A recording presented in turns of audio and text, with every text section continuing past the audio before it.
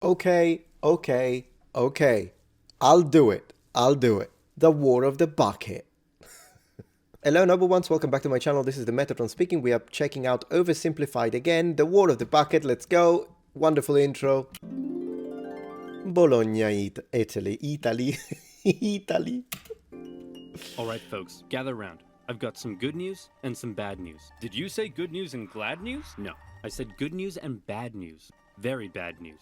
Word on the street is there's going to be a horrible plague coming in from Central Asia in the next couple decades that'll wipe out half of Europe. What's the good news? Do you have a cure? Please say you have a cure. No. Even better. The good news is we've got a new bucket for this city well.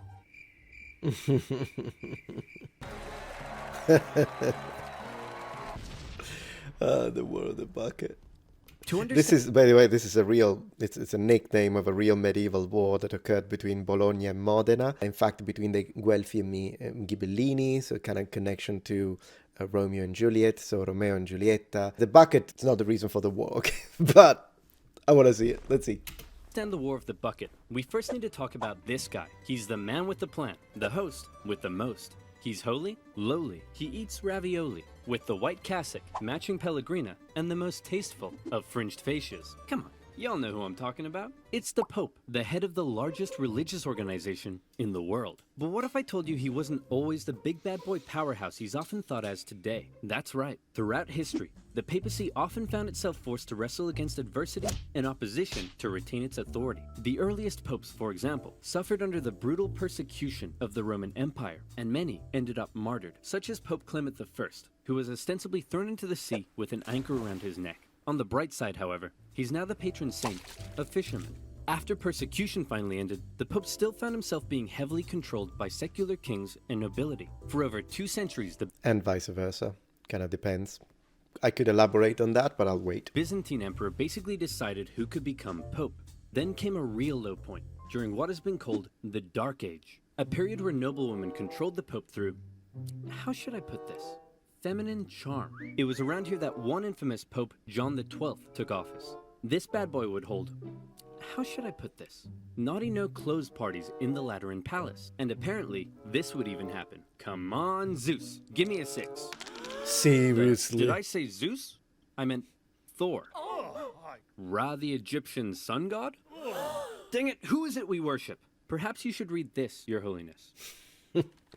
In the beginning, God created the heavens and the earth? Wow, this is wild. Pope John XII eventually... Bereshit bara Elohim et hashamayim ve'et haaretz. I do know that passage in Hebrew from the Bible, because I did read it, not the whole thing in Hebrew, but I did study some sections of the Bible in Hebrew. He died exactly how he lived, caught in the act by an irate husband who picked the Pope up and chucked him out the window.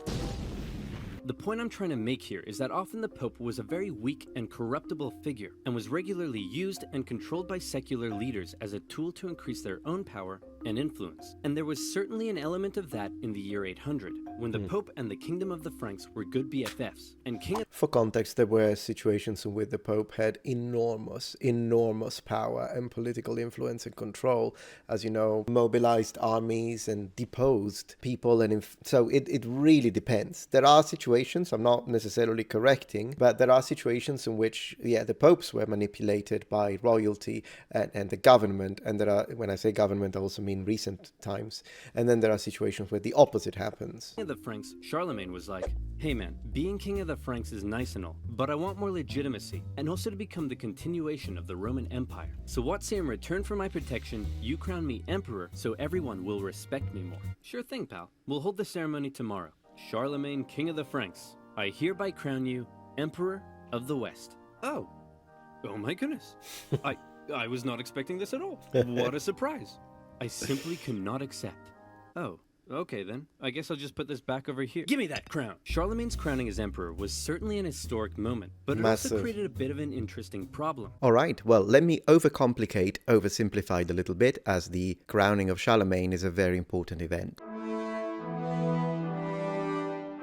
Taking advantage of a moment of weakness of the Byzantine Empire, at the time ruled by a woman, Empress Irene, Charlemagne had himself crowned Emperor of the Romans by Pope Leo III. In this very moment in history, it is therefore the Church, with its religious authority, that reflects in the political sphere, that legitimizes a title which increases the prestige of Frankish monarchs compared to the Byzantine ones. It is from this specific historical event that the relationship between secular power and ecclesiastical power will become incrementally more intricate. And monarchs will perceive ecclesiastical power both as an element to rely on and something to be wary of. A striking example of this dichotomy is the strategy used by Emperor Otto I of the Holy Roman Empire from 962 to 973 AD. To limit the power of aristocrats, Otto I decided to establish a figure called the Bishop Counts, recognizing political power to bishops of large cities. This was done in order to limit the power of aristocrats, as he would be offering the bishops lands, farms, and settlements to administer instead of lay aristocrats in exchange for an oath of loyalty. Precedent that from here on out,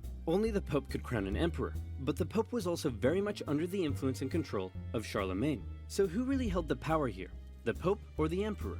I'm sure that this conflict won't cause anyone to die. Bishop of Freising, we want to thank you once again for visiting our wonderful city. It's been an honor. The pleasure is all mine, and what a wonderful tour it's been. I've seen the city walls, I've seen the towers, nothing could top that.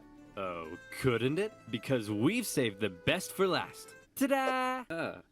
Yes, that's very interesting. Isn't it the greatest thing you've ever seen? Well, I mean, it is just a bucket. The faces. Yes. Him out of here! Over time, Charlemagne's position as emperor and the kingdom of the Franks gradually evolved into the Holy Roman Empire. And by now, the Pope and the Emperor weren't such good friends anymore, since neither could agree on who was the boss of who. To make matters worse, the Emperor had taken to investing his own bishops and abbots. What does that mean? Right. Well, allow me to explain. I'm glad that he covered that because, yeah, absolutely, that happened. It's a fascinating section. I might add a little bit onto this, but it's cool. I love it already. Problem for the Holy Roman Emperor was his empire wasn't really an empire, so much as a nightmarish federation made up of hundreds of counties, duchies, bishoprics, and more. The If you really want to go down that way, then some people even say that it wasn't holy and it wasn't Roman. princes in charge of these local regions often didn't give the emperor their loyalty. The German nobility spent a lot of their time rebelling against the emperor, and the emperor spent a lot of his time trying to put down those rebellions. Can we get rid of them? Who? All the nobility. Get rid of them and pick new ones who are loyal to me. You can't just remove noble families from their territory. Please. Aw, okay, how about this? Some of those territories are ruled by bishops and abbots, and as Holy Roman Emperor, considered by many to be the deputy of Jesus Christ himself, perhaps you can choose who gets to become bishop and abbot. Yay! Now it's time to turn out the lights and go to sleep. Okay, I love you. Okay, good night. Say it back. And so it was. The emperor invested his own family and loyal followers into powerful church positions, and thereby was able to increase his own power and authority. Not only that, but the emperor and other nobility were also engaging in something called simony. That's when someone would come along and say, hey, I want to become a bishop and get all the personal riches that come with the position. Perhaps we could come to some kind of arrangement. That's right. Church positions were actually being sold to the highest bidder. And let me tell you, they probably didn't come cheap. It's gonna cost you a lot more than this. I don't think so. I've got a promo code. Investing bishops and abbots, selling church positions, authority, and power. Wait a minute. This is depravity. The purpose of the church isn't for him to increase his own authority and power. It's for me to increase my own authority and power. What about Jesus, Your Holiness? What? I thought the purpose of the church was to spread the good message of Jesus Christ. How drunk are you? Very. Bologna. All right, the results for the election of Chief Magistrate are in. Giovanni Kablami, 1%. Spaghetti Jeff, 2%. And the bucket, 1 That's Giovanni. trillion%. Around the year 1050, a series of reformist popes came along, and they said enough was enough. They wanted to stop the emperor from abusing the church and investing his own church officials. How are you going to stop me so long as I have control over who becomes pope? Remember the circular power division? If you try to stop me, I'll just depose you and pick someone else. Oh no, I've contracted tuberculosis. No. And just like that, the emperor was dead. His 6-year-old son, Henry IV, took over. And as we all know, child emperors equal... Oh no, I contracted tuberculosis in the middle of the sentence. Oh my gosh, oversimplified. Opportunity. The church had an opening to take back control of the papacy. Hey man, I hope you don't mind, but we're changing the rules so that only the church cardinals can elect the pope, and you no longer have any say in the matter. You know, if that's cool with you. I peed my pants. Okay, great talk. Then, with the position of the Pope a little more secure, he held a big meeting where he drew up a big list of all the reforms and new powers he was giving himself. And it included some pretty gnarly stuff. Okay, first, I have the power to depose emperors. Everyone cool with that? Yeah? Let's see. Only I can depose or reinstate bishops. Yeah? Alright, no one can judge me. All princes shall only kiss my feet. Only my name shall be spoken in the churches. My name is the only name in the world. Okay, I think you're done. These were all some pretty radical powers the Pope was giving himself. And with these reforms, the Pope was basically telling the Emperor... Well, they must put a lot of time in the research. I always say this. You no longer have the right to choose your own bishops and abbots. Only I can do that. When the Emperor, now a full-grown man, heard the news, he was furious. What? This is madness! Who does this guy think he is? I'm the Emperor, for goodness sake. He can't tell me what to do. I'll invest my own bishops and abbots if I want to, and this rapscallion can go right to heck! I peed my pants again! The whole conflict escalated when Henry IV went to the Pope and said, hey, guess what, sucker? You're deposed. Oh, he said that. Exactly. Wait a minute. I'm the Pope. You can't depose me. You're deposed. Oh. Wait a minute. I'm the Emperor. You can't depose me. You're deposed. Oh. Wait a minute. Eventually, the German princes took advantage of the situation, and they all turned against Henry. Henry was forced to apologize to the Pope, and the whole thing ended there. Yeah. Except it didn't. The whole conflict, known today as the Investiture controversy, would continue That's on it. for centuries as popes Investiture controversy, yeah. and emperors engaged in a power struggle over the emperor choosing his own church officials. The overall result of this conflict is very intricate and full of complexities, but in general, the Pope was able to increase his authority. Great news, Your Holiness. Your influence... Let me tell you about that since, of course, they are oversimplified, so I only mentioned briefly the investiture controversy. I would like to go deeper on that, as this is what we do. So let's do just that, and then we get back to it. Bishops are perceived by the common people as representatives of a spiritual power with sacred prerogatives, and thus less likely to be the object of discontent and rebellions. Since bishops could not have children upon their death, the counties assigned to them returned to the emperor, who entrusted them again to people of his trust, eliminating the risk of hereditary political offices at the expense of the crown's power. Being appointed by the emperor, the bishop counts are evidently grateful to him for the benefits obtained and owe him loyalty. This undermines the power of the Pope and the Church, which, moreover, are in fact infiltrated with what are potentially agents of the Emperor. You see, the Pope did not intend to give up his faculty to appoint bishops and abbots, while the Emperor did not want the pontiff to decide who should administer imperial territories. All in all, the investiture controversy reflected a much bigger problem, establishing whether the Pope's power was superior to that of the Emperor, or vice versa. To protect himself from papal power, Otto I also promulgated the so-called privilegium Ottonis, in ecclesiastical Latin pronunciation, a provision according to which papal elections could only take place with the emperor's consent. Since the Pope, a Christ vicar, legitimizes the emperor's role, Otto I wants to ensure that in turn the emperor ratifies the Pope's appointment, to limit his political weight as a kingmaker. Otto's various attempts to extend lay power control over the church led to an open conflict between the empire and the papacy, which saw the church go through a period of reform and restructuring with the aim of freeing itself from the empire's conditioning and strengthening the papacy's autonomy. In 1059, Pope Nicholas II convened a council in which he established the annulment of the privilegium Ottonis, decreeing that the election of the pontiff had to take place without impositions from the emperor, and his successor, Pope Gregory VII, reacted to the empire's interference by issuing, in 1075, the Dictatus pape, a provision that established the superiority of the Pope and attributed to him alone the power to appoint bishops and abbots. On top of that, and this is the strongest one, the Dictatus Papae also gave the right to the Pope to depose emperors. Influence is on the rise throughout civilized Europe, except for this one city in northern Italy. Really? What's going on there? Uga.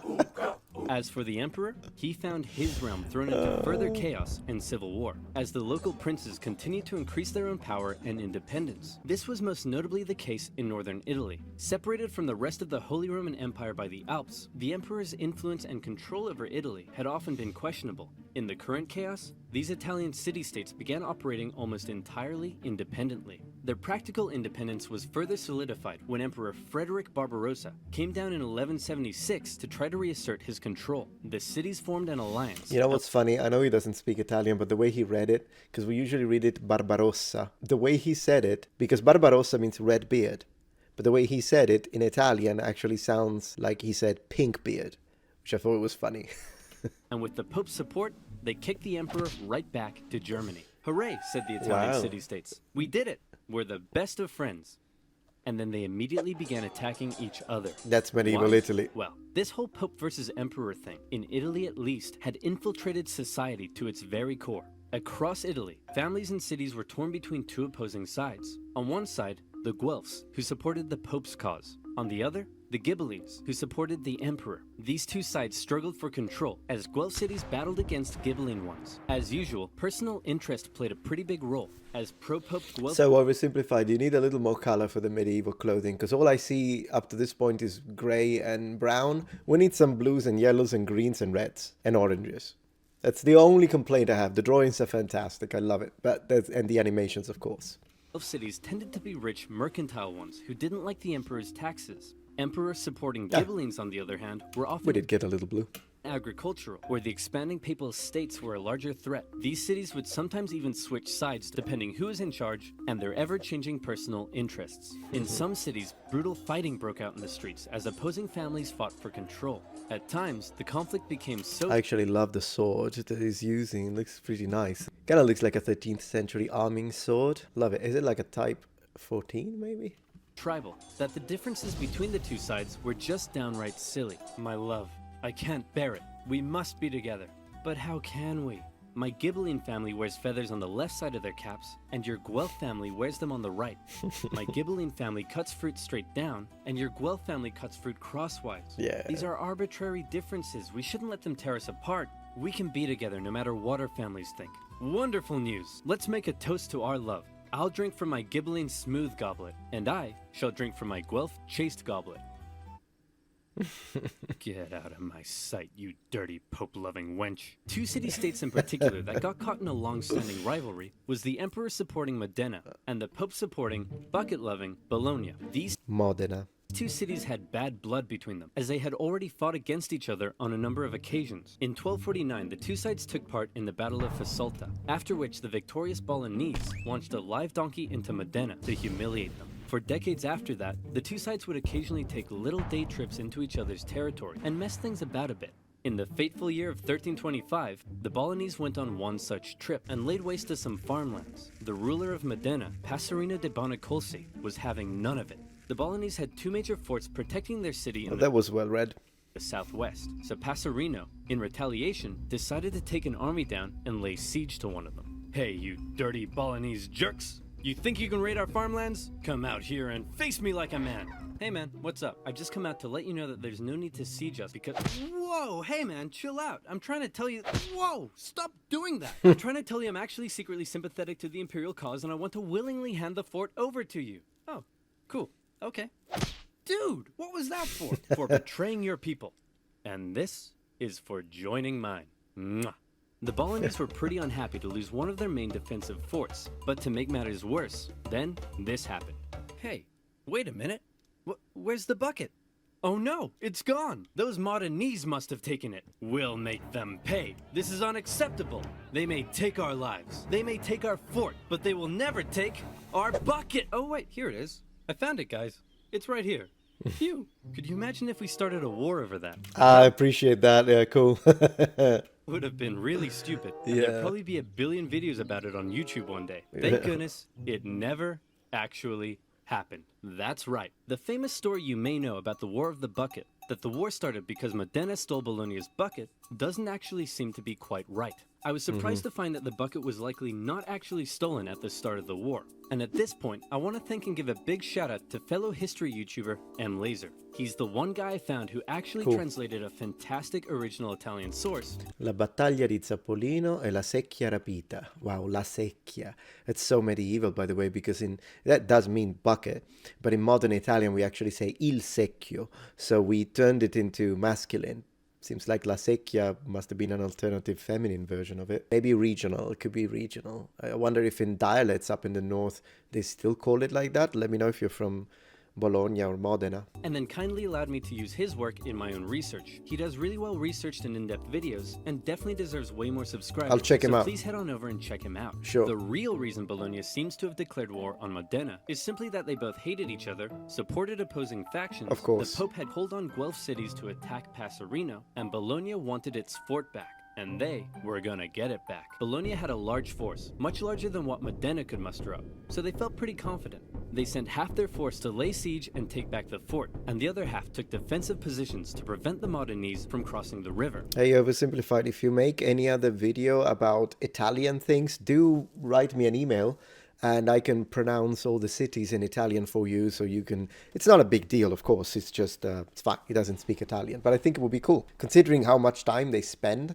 into all the research to get all the details right, I would be more than happy to help them do that, so they don't have to research, and then they get all of the correct pronunciation. If they have like 10 names, 15 names, more than happy to do that. The smaller Modenese force were struggling to find a place to cross, so one night they were like, "Hey guys, look out, we're attacking way up here in the north. Better move your troops." Oh, would you look at that? That was easy. And just like that, the Modenese were across the river. The Bolognese were probably expecting the Modenese to come and break their siege, Oversimplified, but instead, yeah. the Modenese went for the second fort at Zappolino. Bologna couldn't afford to lose both of its defensive forts, so the entire Bolognese force moved to take defensive positions at Zappolino. When the Modenese arrived, it was already late in the day, and there were about 2 hours of sunlight left. In most medieval battles, at this point, both sides would set up a camp, rest for the night, and prepare for battle the next day. But the outnumbered Modenese They did that usually even in ancient Rome. decided the only way to win was to deal a quick, decisive blow while the Bolognese were still unorganized and unprepared. And that's exactly what they did. They charged at the Bolognese line, and the two sides engaged in fierce combat. Then the sneaky Modenese pulled what must be the most predictable, yet somehow consistently surprising move in medieval warfare. They sent the cavalry around the side and hit them from behind. Bing bang bong. The Bolognese went on the run. Bang, With bang. casualties in the thousands, Modena had won, and the Modenese cavalry chased the Bolognese cavalry all the way back to the city. After Modena's victory, they went on a tour of the Bolognese countryside, burning some stuff down along the way. When they reached the city itself, instead of laying siege, they set up a camp and basically held a massive party for 3 days. The defeated Bolognese could only sit back and watch. As the Modenese force began packing up and getting ready to leave, they noticed something. Oh my gosh. Hey, check this out. No way. Are you kidding me? They're still using traditional wells. Hey, you dumb Bolognese. Ever heard of an artesian well? You can't even get water out of the ground without using a stupid bucket. It's not a stupid bucket. It's a wonderful bucket. Yeah, whatever, bucket boy. We're taking this with us. So Modena stole Bologna's bucket and put it up on display in their cathedral, eventually moving it to the city hall, where it remains on display to this day. The two cities came to a peace settlement a few months later. Bologna would have to pay heavy war reparations, and in exchange, Modena would return all conquered territories. Modena kept the bucket. Despite being one of the bloodiest battles in medieval Kept the bucket, man, that's petty. Italian history, it didn't really change anything, except now Yeah. Modena had Bologna's bucket.